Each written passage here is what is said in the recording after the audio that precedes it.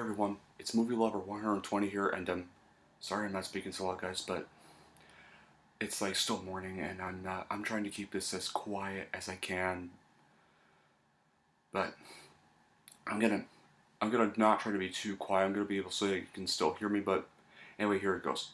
Hey everyone, it's Movie Lover 120 here, and I'm here with episode 6 of my Halloween horror movie review series, and that is for none other than The Descent. So, for those of you, most of you probably do know, or probably don't know, The Descent was a 2005 horror movie directed by Neil Marshall, and is considered a cave, and is about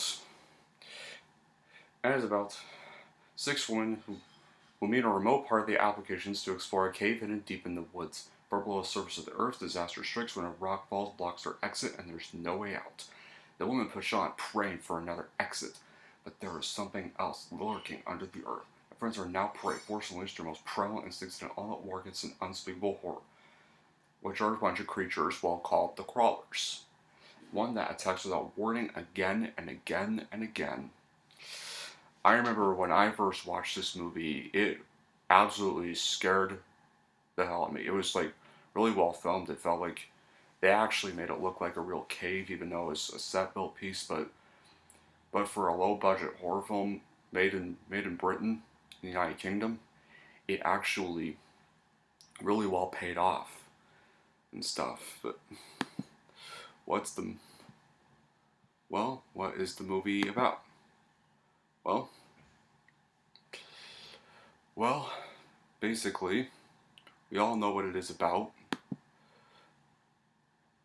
It is a bit of a now. Why is this film so scary? Well, because the Crawlers are the creatures hunting the six characters. They appear out of nowhere.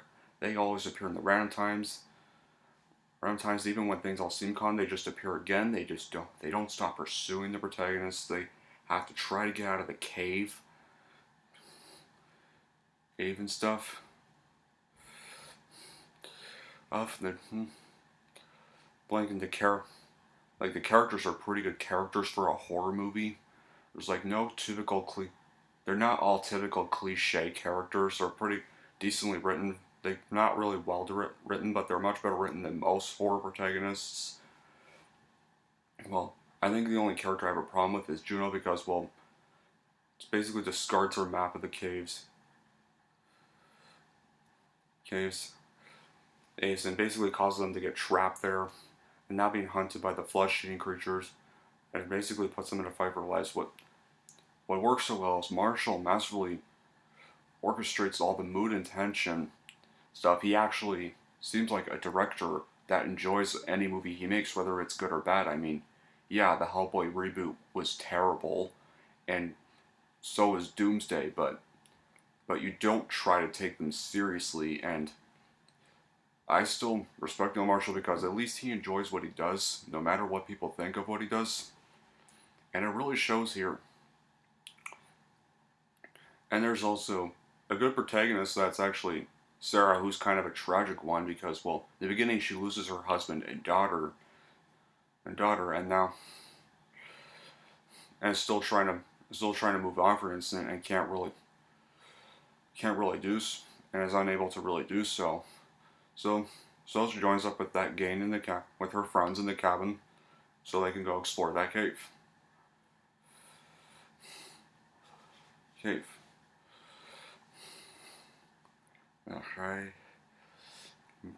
Now Marshall may have attended the story as an allegory, but you can tell like how terrified all the women are in this film.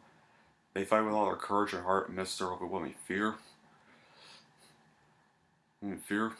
Even the director maintains this claustrophobic feel and keeps us on edge. The unveiled details involving the cave creatures regarding their possible evolution is a nice touch. And even really gory too. Like, this is probably one of the goriest horror films I've ever watched. The violence isn't in there to just shock people like with Saw and Hostel. It's actually it's actually done as an actual scare factor.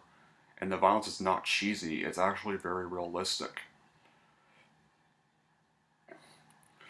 Shauna McDonald and Natalie Mendoza give very awesome performances. And And it's even good lighting despite it being set in what is clearly would be a dark cave. You can actually kind of see it clearer and stuff. But if there is, of course, one problem, and that is, of course, the problem with the endings. Okay, I'll get it clear. There's actually two versions of the end of this movie.